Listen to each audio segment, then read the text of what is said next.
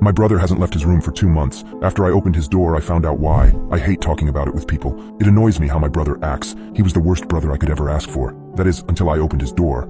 Throughout both of our childhoods, we were inseparable. We played and hung out together all the time. Things were happy. It all changed when I was 11, when I was diagnosed with leukemia. From what I've heard, Ryan was practically forgotten by my family. My parents constantly visited me in the hospital, staying by my side during the majority of my chemotherapy. Even when they were at home with Ryan, they still only thought and talked about me. I remember my brother's face as he saw me in the hospital bed. The first time he saw me, he looked distraught. It must have been hard seeing your own sibling in a state like this. As more and more visits went on, the expression on his face had changed. His face looked hard to read, almost like he had something on his mind. I didn't think much of it at the time. Thankfully, I quickly went into remission and have been cancer-free for around 5 years. The whole family was thrilled, including Ryan.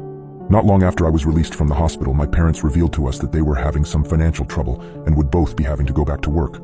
I was 11 and my brother was 13, so they trusted us to be home alone. I'll never forget Ryan's face when they told us. He looked absolutely crushed. It was from then on that our relationship seemed to change. Ryan became distant and withdrawn. He was quicker to anger and didn't seem to want to be around me. At the time, I figured it was part of him becoming a teenager. While this behavior continued for the next 5 years, it was only around 3 months ago when his behavior began to get stranger. It started after he finished his senior year of high school. Once summer break began, he started spending much more time in his room. His bedroom is on the basement floor of the house, so he always has his privacy. Not long after school ended, I began to notice some odd signs.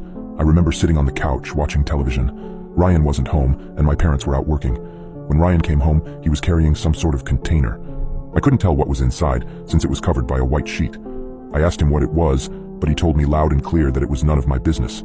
He brought the mysterious container down into his bedroom. He then came back upstairs, back outside to his car, and came in with another container, still covered by a white sheet.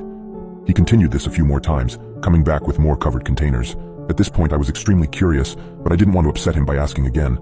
Once he finished retrieving the containers, he went back to his car and returned with more stuff. This time he came back with many bags of food and bottled water. All of the foods were non-perishables, like bread, canned goods, and crackers. Finally, he went downstairs and locked the door. I was confused, but I wasn't very concerned. I began to get alarmed the next day when he still hadn't left his room at all. I knocked on his door, hearing him shout for me to go away. I tried pulling it open, but it wouldn't budge. He must have did something to lock it from the inside. Eventually, my parents got concerned too. They tried to open the door, but Ryan convinced them not to care. He told them that he was an adult and that he had food and water to sustain himself. They gave in, not wanting to argue after a long day of work.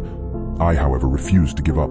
Every day I tried to convince him to get out, but he always yelled at me to go away. Finally, about a month later, I gave up. Another month went by and Ryan still hadn't left his room. None of us tried to get him out since we knew he would just end up yelling at us. During the night, my mind would often wander and think about Ryan. As time went on, my thoughts became more and more paranoid, and I began to get worried. It was around the 2-month mark when I decided enough was enough. I woke up early that morning and couldn't fall back asleep. My parents were working, and it was just me and Ryan at home. I silently crept down the stairs and walked towards the door to Ryan's room. I knocked gently. Silence. I knocked harder but still got no response. I tried calling his name but was still met with silence. I continued to knock, eventually banging at the door. I was getting really scared. I put my ear to the door and noticed something. I heard a noise that sounded like a muffled buzzing. I finally got to a point where I decided I had to force my way in somehow. I went in the garage, retrieved a baseball bat, and headed back to Ryan's door. I struck the door. As the wood broke, I was hit with a horrific stench and a swarm of flies flying out. Suppressing a gag, I turned on my phone's flashlight and headed downstairs. I called my brother's name. "Ryan?" Again, I was met with silence. At this point, the buzzing was deafening. Finally, once I reached the bottom of the stairs, I shined a light. What I saw will haunt my mind forever. Sitting on a computer chair was my brother. He was completely infested. His eyes were red and bloodshot, with parasites swimming about. He was unclothed, covered in deep, bleeding, open wounds filled with squirming maggots. Worms and larvae crawled throughout his body and underneath his skin. Flies swarmed the room and landed all over his body. His light brown hair had grown long and messy, covered with insects. On a desk near his bed were the containers I'd seen. They had contained the insects he had brought down here. He had been living off of the food, ensuring that he survived. I approached my brother. He lay unmoving, his bloodshot eyes glazed over. His chest, however, was still rising and falling. Suddenly, he spoke. "Alex?" I stuttered a reply. Yes, Ryan." He spoke quietly and eerily calm, his voice a rasped whisper. "Do you think Mom and Dad will finally care about me again?" It was at the moment where everything finally made sense. Ryan had felt abandoned since my diagnosis with leukemia. It only worsened as my parents both started working longer hours. And now here he sat, infested and dying, having just a sliver of hope that his parents would finally have a reason to give him attention. Tears were falling down my face now. Of course they will. Barely 20 minutes later, the ambulances arrived. My parents rushed home from work and couldn't stop sobbing once they saw Ryan in his current state. He was rushed to the hospital and died hours later. He had gotten exactly what he hoped for. Mom and Dad are distraught and cannot stop thinking about him. At first, I felt guilty. If it wasn't for my leukemia, he never would have felt neglected. But then, I felt anger. He didn't have to destroy his own body. All he wanted was his parents' attention, and now he isn't even alive to see it. Now, as I stand in front of my brother's grave, I feel nothing but pure emptiness.